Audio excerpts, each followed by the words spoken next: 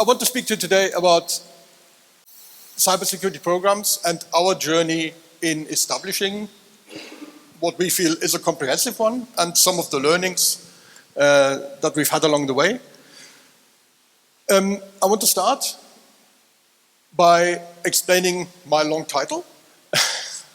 Then I want to talk a little bit about our business, because it's a very specific use case that I want to describe. And then I want to get into the meat of it, talk about the things that we've done. I want to talk about automation, and then maybe we have time for questions at the end. So, accelerating cybersecurity. The age of acceleration is not my term. It was coined by Thomas Friedman in a book some years ago, and it's not a cybersecurity term. I want to put this in a broader context. It describes a set of criteria that we see in today's world, right? And that I think apply to cybersecurity. I'm not going to read them out, but this is the environment that we find ourselves in, right? So effects are no longer linear. Our systems are becoming increasingly complex, and obviously, yesterday in the workshop we talked about known unknowns and unknown unknowns in terms of threat. Right? This is kind of the uncertainty principle. And of course, you can also understand acceleration in a very kind of literal way. Right? If I look at the number of reported CVEs over the years, or the number of data breaches over the years, I just want you to appreciate the way the graph progresses, yeah? Or the amount of monetary damage, and I believe I see a trend there that might be related to an acceleration. So that's where my title comes from, and I want to talk about, how our business is responding to this, and maybe in a broader context, what your business could learn from this. So, who are we? Obviously, probably most of you have heard about eBay, but eBay Classifieds Group is a slightly different beast, right? So we're not the auction site. We are a conglomerate of 10 brands across the world that have a similar business model. Probably if you're from Germany, right, you've heard of Kleinanzeigen. If you're from the UK, you've probably heard of Gumtree. All the others have a similar business model. So we are a content provider. There are some statistics there, right? We have a large code base, and that's literally all we have, right? So we write code and then we put it on the internet. That's what we do. And so our security challenges are mostly related to software security lifecycle, right? Secure software development. And if you remember, eBay already, in terms of cybersecurity, eBay already had its wake-up call. There was an event in 2014 that's been publicized. I'm not going to go into many details, right? That really prompted a change that made us go from this collection of 10 startups, yeah, to a corporate approach to cybersecurity. So in terms of technical, operational, managerial, and policy development, but at the same time also, and this turns out to be our greatest challenge, right, in terms of mindset. So in 2014, we really doubled down on the cybersecurity effort already. Right? And that's been a few years ago now. So what have we learned? Well, we've amassed this large portfolio of data about the threats that these 10 brands and these 30 million lines of code face, right?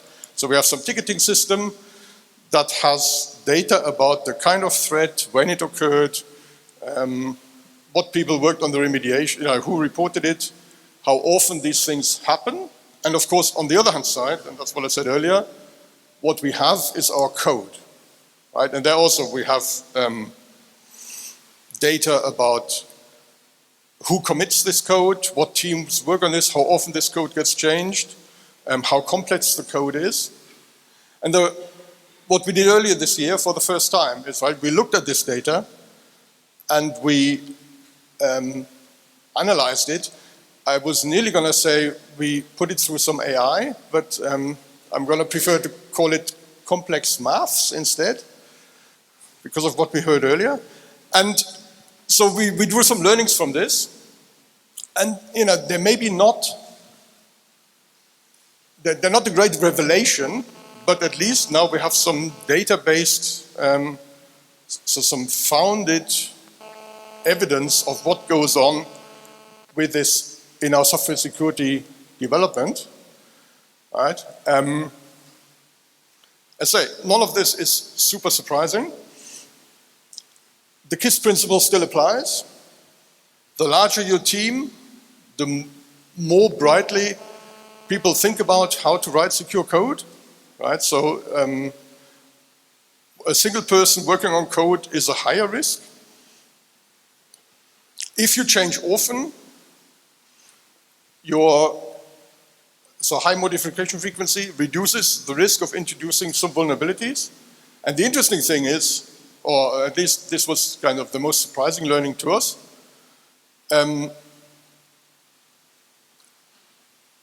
code that got worked on by people who have since left the company has a higher risk of having vulnerabilities, right? So that might either mean, we haven't really concluded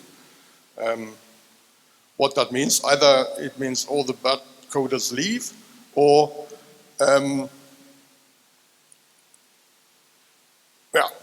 we don't really know. But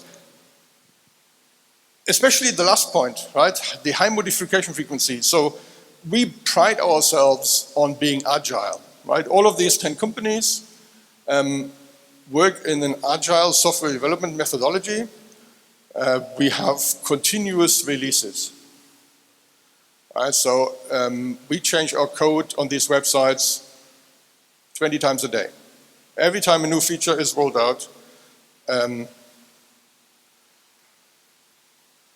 it's immediately put live, right? The QA processes follow the CI/CD model. And this is somehow working for us, right? So the data shows that this is somehow working for us, even though we don't really have a clear understanding what it is we're doing right. But I'll come on to this. Because this, the traditional paradigm, right, is no longer working. So shifting security to the left for us means everybody is now responsible for security, right? It's essentially a mindset problem of the developer. The Amazon CTO already recognized this last year as well, right? And our experience really echoes that. So in the traditional way, right, we used to look at our code in production, right? We run pen tests against it. We have some security scanners in our network. We even run bug bounty programs, which incidentally I'm a great fan of.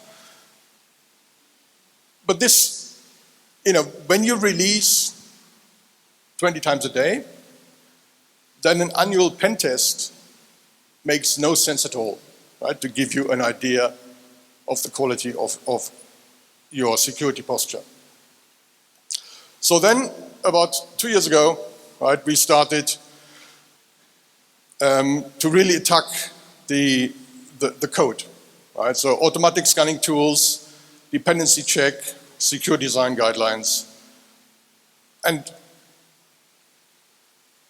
for example, without going into too much detail, the largest majority of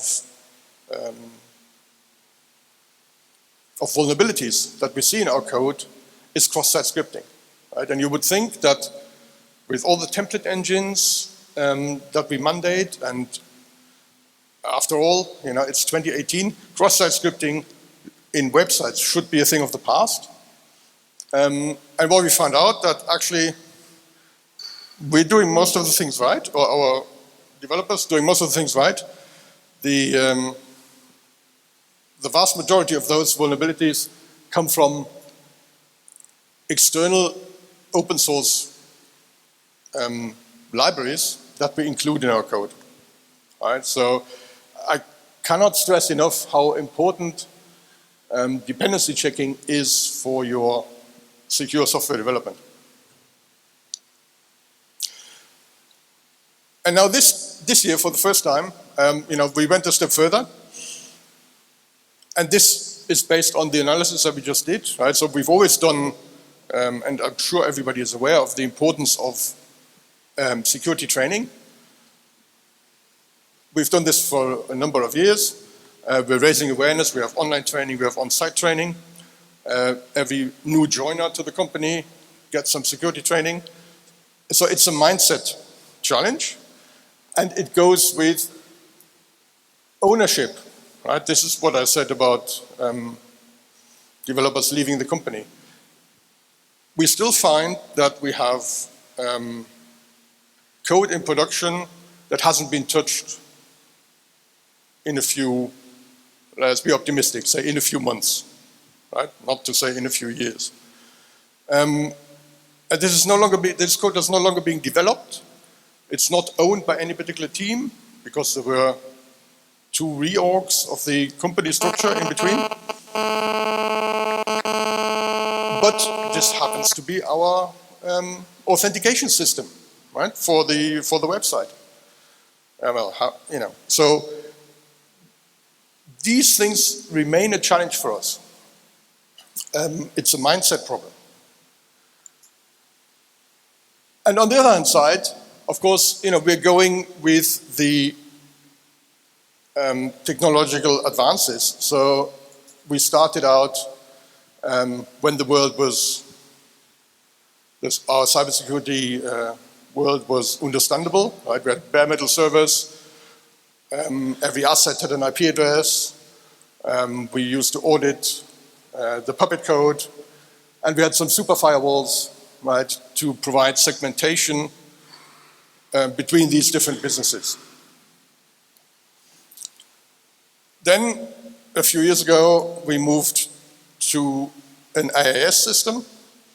Right? So now we find that there is already an existing tooling gap opening where the security scanning tools can't keep up with these changes. Right? So, I'm not sure this is maybe too technical, but so we deployed our own internal OpenStack cloud. In cloud, IP addresses don't matter anymore. So if your scanning tool works on IP addresses, you need to upgrade. Auditing of security groups, that's the network level segmentation in OpenStack, is more challenging than with traditional hardware firewalls. And then, of course, we moved to the next level because that's what our developers want. Right? We're now all on Docker. Everybody has Docker and Kubernetes. Application layer firewalls, okay. Namespace isolation, so the entire infrastructure is converged. Isolation only on namespace. You don't actually know how many assets you have anymore. Right? So you can't even compile an entire asset list because the number of your web server instances changes on demand by the hour. And so these are different challenges that we are addressing and where we are violating the KISS principle, because now we run all of these three things in parallel, right? So we're very bad at switching things off. And as we're progressing, the security team doesn't grow, but the requirement list grows steadily. So these are just some of the insights from our journey. Right? I'm sure this might resonate with at least some of you. I say it's a very constricted use case. It doesn't cover the wide variety of cybersecurity challenges that you might have. But what's becoming clear, not just from our experience, but also in general terms, right? In agile continuous development, there is the vast majority of proponents still state a lack of automated, integrated security testing tools. This is research from earlier this year. And again, what you see there is, a lot of this, apart from the tooling thing, can be addressed with, or is essentially a mindset problem. Right? Security just slows me down. The tool reports too many false positives. I'm just not going to bother with this. Right? And so in summary, I just want to make 4 points. And then I open up questions. So the threats evolve quickly, the technology evolves quickly. In cybersecurity, your program might not evolve as quickly. That's at least our experience, and we have a continuous challenge to adapt. Good tooling and good automation are key, and we've seen many, or we will see many talks today that speak to the same principle. The acceleration gap, the uncertainty principle that I was referring to earlier, right? I do believe AI is a great enabler in that space. And overall, it's the people, it's the mindset challenge, right? There is a reason why AWS buckets end up open on the internet, right? That's because somebody did it wrong. And so you have to be aware of these things. And that's me done for today. Thank you very much.